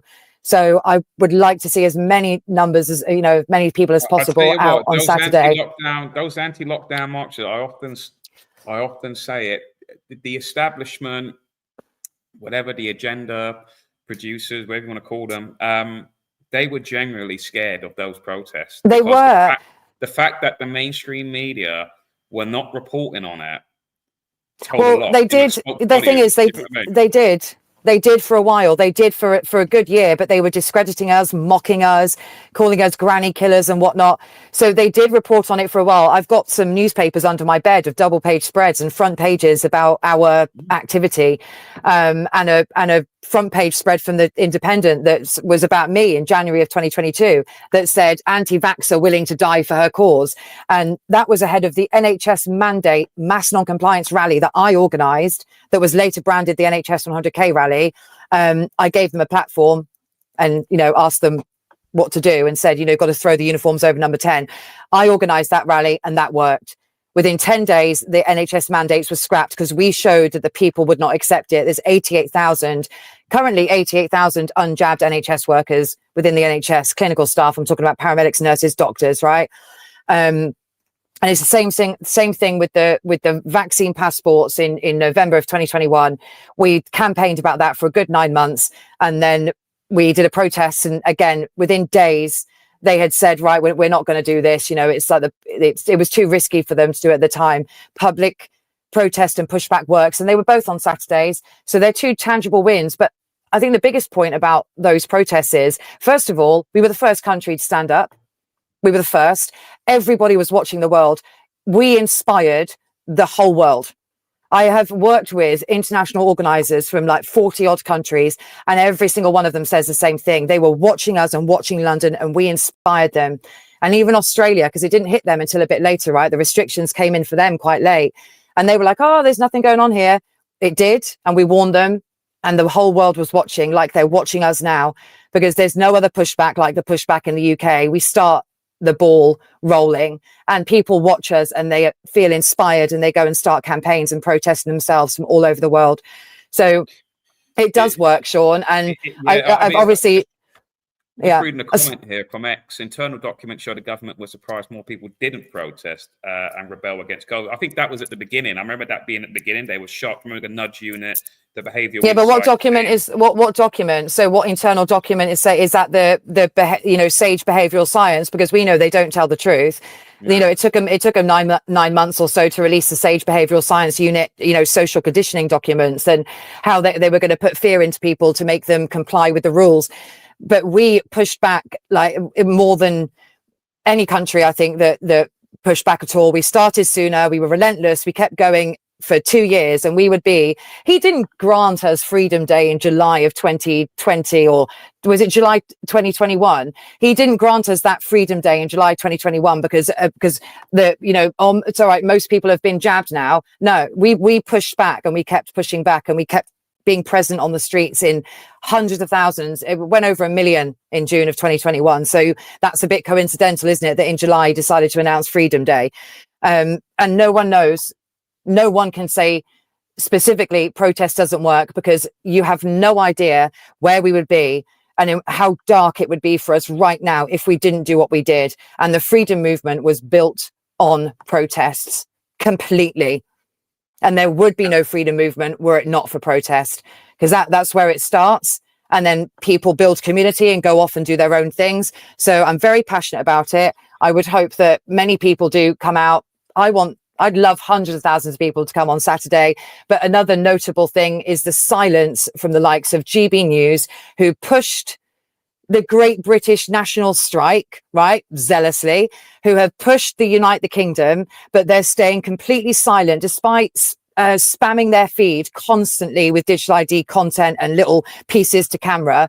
They've not once mentioned this mass non-compliance protest in London. And I know Bev Turner, and I text Bev Turner about a month ago with the poster, and I said, shouldn't the People's Channel really be supporting this, lawful mass non-compliance protest? And when I say lawful, it's because I know our rights, because I'm not going to be dictated to by police. A lot of people don't know this, right? A lot of people, GB News, you might know this, Fiona, but GB News, if you follow the money of how GB News is funded, it got the startup cash was given to Sir Paul Marshall by George Soros, right? So that was the seed money that was given. And the biggest donor of GB News now is something called the Legatum Institute, which is a Dubai-based hedge fund management firm. And Legatum Institute is partnered with the WEF, the World Economic Forum, as one of their official partners. So the guy who sits, the last I checked, he was the chairman of GB News, a guy called Paul McCormick. And Paul McCormick is the director of the Legatum Institute that receives money from the Bill and Melinda Gates Foundation that's partnered up with the WEF. So when people talk about GB News being controlled, or some sort of controlled opposition, that's where that comes from. Yeah, follow the money, find the masters. It is, again, everything you said, yeah, it's absolutely correct. I've never had faith in GB News, to be honest with you. I remember my experience when I was meant to be interviewed about the Truth Be Told campaign back in January of 2023. That was actually completely, that was blown out of the water by one of the vaccine injured people themselves, who was annoyed that they weren't appearing on it and I was appearing on it with somebody else. So he kicked off, but then Ofcom got involved, and they said, well, we need a lawyer from Pfizer. We need another opinion that counters your opinion before we can do this. And they said that they were trying to find someone to appear alongside me and someone who was injured by the COVID jab. And that was going to be a scientist that was on the narrative side, or someone from Pfizer or whatever that was going to be there to argue with us. They couldn't just present us, because they said it would be one-sided. But that's not obviously what happened at all. It's because they didn't want to talk about it. They never made it happen. They don't want to do it because they are paid. Anyone that gets money from the Bill and Melinda Gates Foundation. Bev Turner, even Nigel Farage, Boris Johnson, all those people, all those presenters who you think are on our side in GB News, they're all paid by that money. They're all paid by Bill and Melinda Gates, George Soros. I'm just looking here. Alan McCormick, sorry, not Paul McCormick. Alan McCormick is the chairman of GB News, a position he assumed after succeeding Sir Paul Marshall, who got money from George Soros. He is the partner at Legatum, a Dubai-based investment firm that is a major shareholder in GB News alongside Then if you look into, obviously, like I said, that Legatum, it gets money from the Bill and Melinda Gates Foundation, and it's partnered up with WEF, the very people. Now, if you were to ask people who watch GB News, hey, what's your opinion on Bill Gates? Hey, what's your opinion on the WEF? What's your opinion on George Soros? They would go, oh, we're totally against those people. Well, did you know that that GB News is actually, it was created? This is the point, though, isn't it? They don't know. This is the point. about educating yourself. This is where's critical thinking gone? Why don't people have that inquisitive mind? Why do they need to just be handed this and handed that? This is why we need to see where, you know, this is a massive, massive, massive sinister spider's web. And there's so many different groups and organizations to look at. And I discovered this when I was doing research for the website and the campaign. I have to focus on, right, I'm obviously focused on digital ID. I need to follow the, you know, tentacles with that, which is why I've gone into past Labour Together and the Tony Blair Institute, into the organizations you see listed on the architects page. I'm gradually populating them, but I've done the United Nations, I've done the World Economic Forum, and I'll be populating all of the other ones, you know, like the Fabian Society and BlackRock and Vanguard. Palantir is not on there yet, but it will be. Oracle, again. We need to know all these things, but people need to, again, educate themselves, know for themselves. I'm talking a bit quickly because I noticed my battery is super low. I'm on my phone with you. But listen, I obviously would encourage people to, you know, we demonstrate our, we have the presence, we have the voice, we have a choice, and we need to show them that the cost of tyranny is not zero. You know, they won't be able to roll this out with us not complying. It's not happening. And don't believe all of the sort of fear mongering. I know that some of my videos have been quite serious, but I'm feeling so positive and optimistic about our position. And the people, because the people do have the power. I have faith in the people, and I know that we are going to ultimately win. There's something in me, you know, I knew I needed to stand up in 2020. I knew that I needed to do this campaign when actually I've got other stuff going on in my life. So I'm so tired because I've had so many sleepless nights trying to pull this together, and it is sustained resistance. It's not just one day. So I would ask for people, to support it, get involved, go and download the leaflet that's on the Rebel resources page on the website that Sean's showing you, and come out and go out into your communities, have one conversation a day with someone, or one conversation a week with someone who disagrees with you. Do write to your MPs if you want to take the time to do that. Personally, I don't do it because I'm not going to beg them for anything. I know that they're not in control, but do the research, know thine enemy. Know who's pulling the strings, and understand that you have more power than any MP in Westminster. You have more power than Keir Starmer or any of the ministers, any of the secretaries of state. And we will demonstrate that to them. I'm not going to be controlled or tracked or traced by anybody. It's servitude. It's actually slavery. And if people don't like that word, I think a few people have pointed out recently, you shouldn't use that word because of history. No, it's digital slavery. So we've got to show people what awaits them, which is hard because you don't want to fearmonger, but also give people the power. Show they've got the power. The people have the power. They just need to demonstrate it. And don't let this happen. That comment there by Mike Pepper, we can win. All we have to do is say no. It's so true. You just have to say no. But that's it. Our entire society is based on consent. It's just gone because we let it happen, don't we? That's why it's called massnoncompliance.com, because the last time I did mass non-compliance was the NHS jab mandates, right? So this massnoncompliance.com is entirely that. You absolutely have the power to say no, and we show them how it will be politically, and economically bad idea for them to even try and do it. They won't be able to force people. But don't focus on the words like mandatory, for example, because people are saying, well, mandatory is not law, because Keir Starmer's banging on about the brick card proposal and saying, a mandatory digital ID for the right to work and right to rent. Don't focus on that. They've got the legislation. The legislation will be coming. Right, I'm on 5%, Sean. It's going to knock me out in a minute. Yeah. But mass non-compliance, 100%. But don't sit at home and just saying no and not downloading the app. Get out on the streets. Get out in your community. Come to London on the 18th. Fiona, this Saturday, you've got a protest. Where does it begin? 1 p.m. 1 p.m. Sorry, I'm on like 2% now, Sean. 1 p.m. Marble Arch, Central London. Proper protest. And we're going to show them that we have more power. The people have more power than the people in power. Yeah, my phone's going in a second. The screen's gone completely dark, so I can't see you. 405 people watching. Okay. Yeah, hi. So you're going to Marble Arch at 1 p.m. this Saturday coming. I'll be there. So I'll be there. Good. Take a trip down. A few people going. I'm sure actual coverage. You might be live streaming it. I think that I've spoken to a few people, and I've had some people reach out to me again. I might get cut off in a minute, but I'll just keep going until it does cut me off. I've had a few people reach out to me that gives me the impression that this could be quite sizable. I'm not expecting the likes of GB News to start promoting it and talking to me, because I've never been platformed by GB News, and there's a reason for that. But again, yeah, get out on the Saturday. And also there's other protests going on. Edinburgh and Newcastle are doing the 1st of November. There's also Cardiff as well, I think on the 25th of October in Cardiff, and on the 1st of November as well in Gloucester, I believe. So just keep on top of this, share everyone's work, support everyone. Even if you don't get on with that person, now's the time to stand together against digital ID and know what it means and learn about One Login, because it's already here. But we will stop this in its tracks. We will stop this train, and we will not let this Trojan horse through the gates. So, but we need to demonstrate that we will not comply. That's brilliant, Fiona. I'm going to let you go with. I'll Cheers, be love. charitable and give you 1% power. Okay. 1%. Right, I'm on 1% now. Yeah. Okay. Right. I'm going to let you go, Fiona. Thank you for coming on. I'll see you Cheers. Saturday. Yeah. Thanks, everyone. All right. Take care, Sean. See you there. See you Bye, soon. love. See you. Take care. Bye. Bye. Bye. Bye. Bye. That was Fiona there, guys. I think I like Fiona. Yeah, there's 405 people watching. Might be 19 people on the screen that you're watching, but we're multi-streaming from 4 platforms here. My YouTube channel, the Unprecedented TV YouTube channel, Unprecedented's X channel or Twitter, and also Baroness Charlotte's channel, which is probably where the most people are watching from.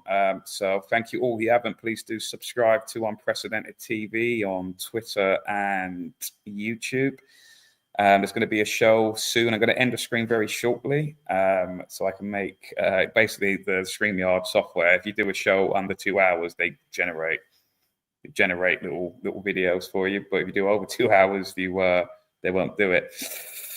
It's the difficult balance of good AI versus bad AI. I don't know. So there you go. But I'm going to. I've been looking at some of the comments here.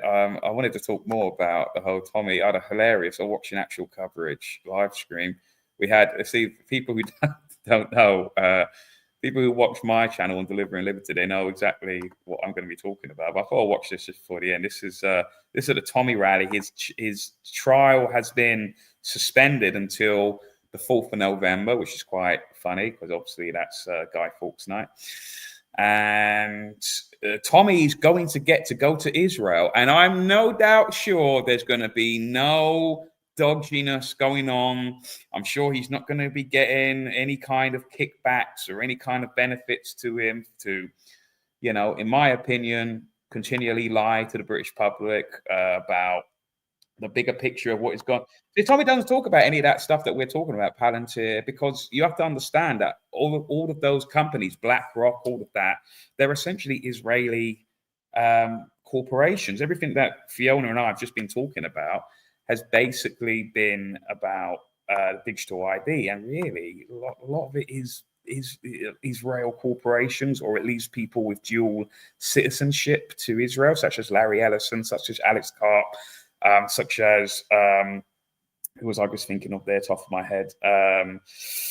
Oh God, what's his name? I've forgotten his name now.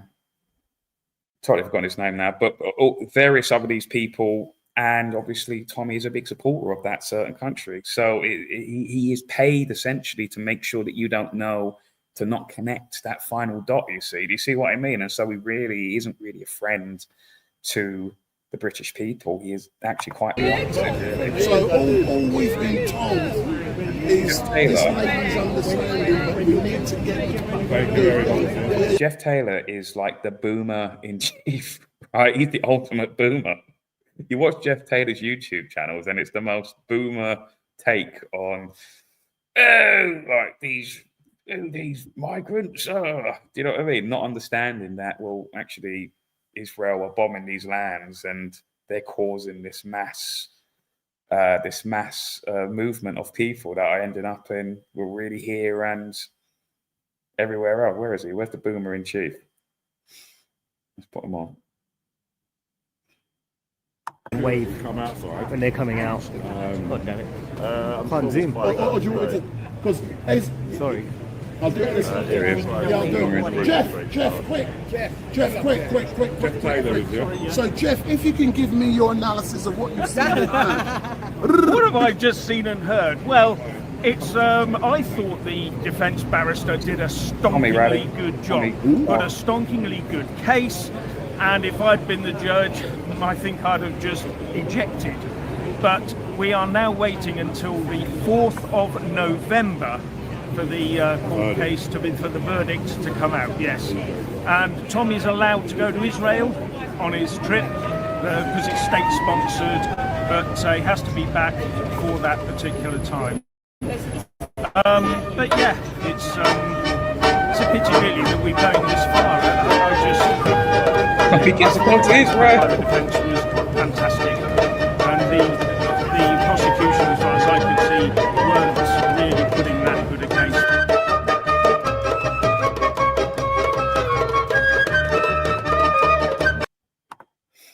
So that's the good news. Tommy gets to go to Israel. Anyway, I'm going to head off. Thank you all. Someone said at the end when Tommy got on the thing, they went, good luck. Enjoy your trip to Israel, Tommy. Right. I'm going to head off. Guys, thank you all for watching. You've been great. There might be, I think there's another show on Unprecedented starting soon. Don't quote me. I don't actually still know the routine of Unprecedented. But thank you. Great show. Thank you very much. And I'll be back next Tuesday with whatever madness is going on in the world. So thank you all, and have a good evening, guys, and don't fear about any of this digital ID stuff. You really just have to say no, and it all just falls apart. It's like a paper tiger, really, like a house of cards. But people don't get into that fear. I know, I do as well. I succumb to that stuff sometimes though. I think you just sort of what am I talking about? Just say no. What was that Grain Shield song? Someone said it in the comments. Just say no, no, just say no. That's all you got to do. Right, take care, guys, and have a